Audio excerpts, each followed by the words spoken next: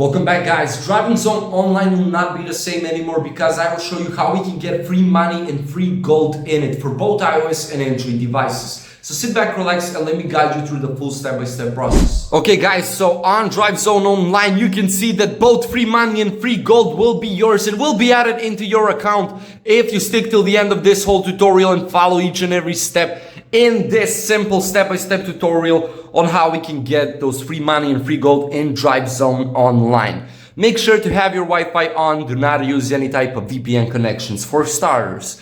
Then open up any browser but search for appspatched.com. On appspatched.com, guys, we will have a lot of games, but we are here for Drive Zone Online. We will type in just like that and select the icon as soon as it pops out. Then you will need to enter up your username. Make sure to enter the correct one, of course, and select the correct platform or the mobile device that you are on. Then, guys, you're free to select whatever amount of the money and gold that you want to see in Drive Zone Online. Now, it is building up its progress. You just let it rest like that. You also can read something about it, but this will be completed within 10 or 20 seconds. Now we will need to verify our mobile device. You have a step-by-step tutorial for that last step on how you can verify your mobile device, but you can still follow up your boy. It is so simple. You have two options with it.